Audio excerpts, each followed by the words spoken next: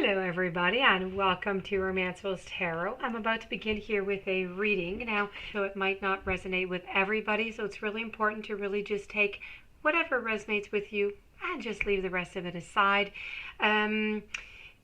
As I was saying, it's a general reading, so if ever you do have any questions, you would like to have a personal reading, you're in search of guidance, perhaps you're in search of answers, please do contact me at romancefultarot@gmail.com, and it'll be my great pleasure to send you the different type of readings that I can offer you so we can go and find those answers that you're seeking.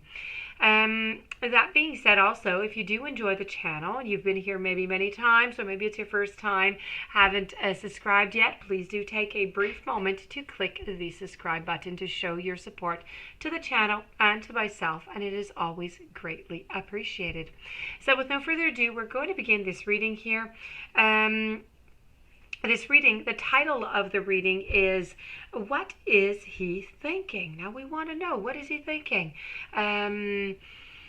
Is it, often we feel like, we're coming from different worlds, right? There's Mars and there's Venus, and, we just don't, sometimes we're in the same relationship. We just had the same conversation together, yet I'm understanding something and you're understanding something else. And so sometimes it's often just unclear. So sometimes they just don't even talk neither. So very difficult once again. So here we go, just trying to find out, what are they thinking? What are they feeling?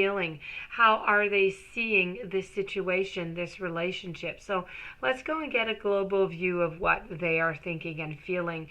This reading here is dedicated to the sign of Sagittarius, by the way. So let's begin.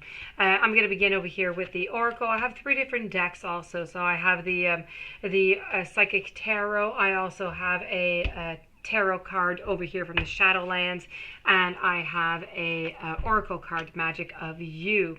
So I'm going to turn the other ones at the very end. We're going to begin over here with the Psychic Tarot.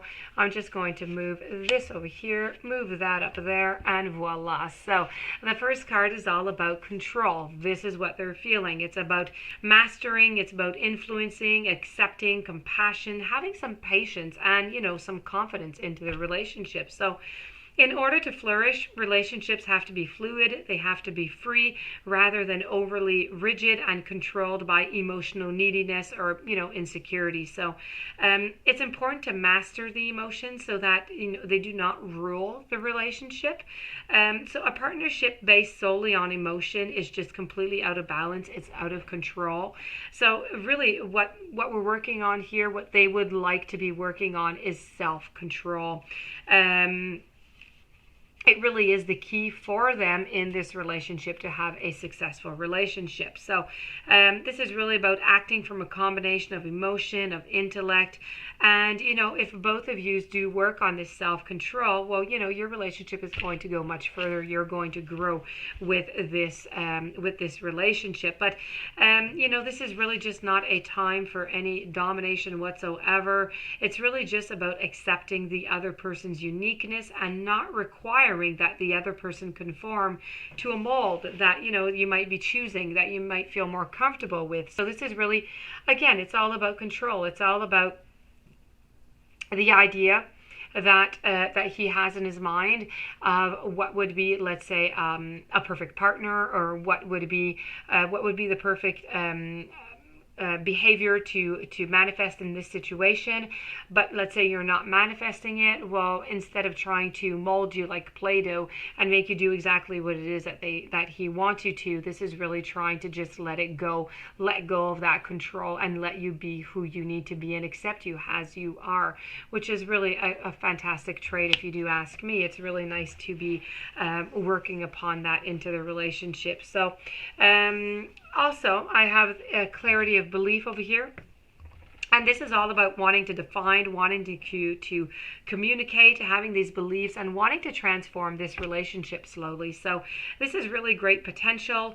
It's trying to determine the beliefs regarding love, regarding commitment. It's discarding any outdated ideas about relationships, how they should function, the roles and how they should be. He's not really buying into the roles, the he and the she type roles. Not his thing.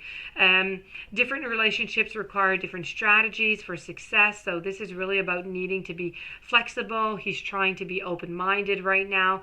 Really, it's about really trying to bring just a fresh air, okay, into the relationship and into the way even more of thinking in the relationship. So it's doing a little switch, okay, to switch it up, to make it better. And this is when whenever you got that clarity into the relationship, to communicate is just going to be so much easier. So this is really about acting upon new insights and transforming the relationship as it is. So really quite nice again. And choosing your battles. So he is definitely, we always say we have to choose our battles. So this is what he's working on, so he doesn't choose every single battle. So this is about having conviction. It's about resistance. It is about defense and evaluating. But, as much as we'd like all of our relationships to just be all harmonious, this is just not always the case. Between the beliefs and the opinion clashes, each person struggles to validate, their position. And sometimes it's just important to take a stand, to assert your convictions. However, the attitude can be also misread as aggression. And I think sometimes you do switch that up for him. So the other person might even just then kind of push back. So you just, and then you feel the need to justify yourself. And it's just really not necessary. So it really becomes a cycle of confronting and defending, and it can be really, really exhausting and damaging for the relationship. So this is really about choosing your battles. Okay, if it's not hitting your core belief, your inner self, and it's the most important thing, then let's just not attack it. Let's just let it be. Choose your battles in life and in your relationship. And when you do choose them, you need to communicate them clearly, and you need to communicate them on a nice, slow pace, okay? So this is truly what they are looking for, quite frankly. His thoughts are really quite good.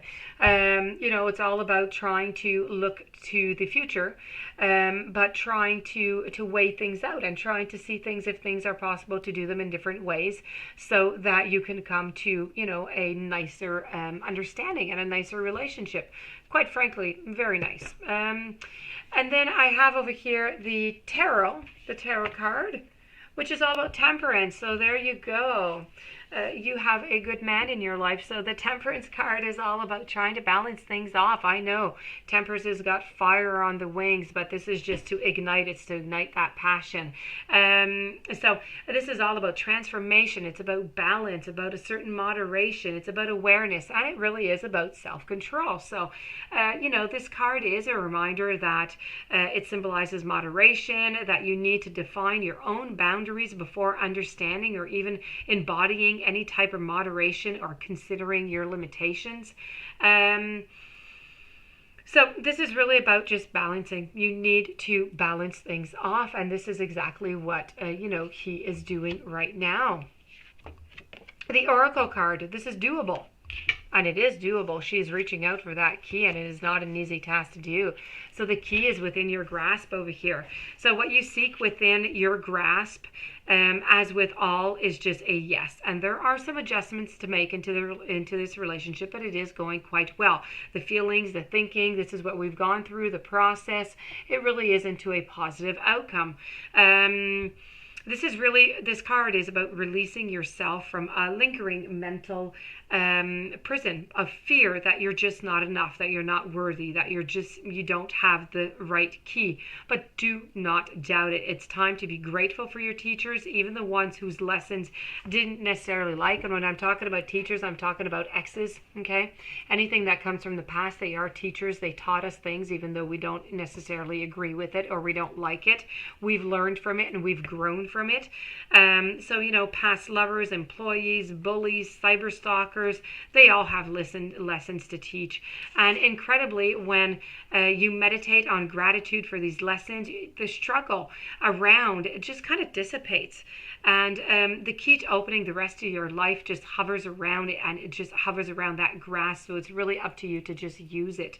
The girl here in Doable is just fearless, and she breaks through that glass ceiling and grabs the potent symbol of her getting of wisdom, which is the golden key. So tears of blood are shed, residues of past pain and losses are reflected in the carved face on the entrance right above her. And they're now transformed. They're transformed into power, into assertiveness, effectiveness. This card is drawn at times when you're seeking to set up to the next widely acknowledged level of success, whether it be, into the relationship or in any other relationships, or any other, could be career. So this card really indicates that the answer is a yes, okay? So it's a yes for going forward.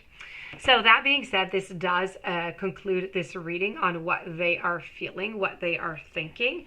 If you do have any questions and you would like to have a personal reading, please do contact me at romancefultarot@gmail.com. And meanwhile, I do wish you a fantastic day. Many blessings. Thank you for being there. Please don't forget to subscribe, and I'll be seeing you soon. Have a great day.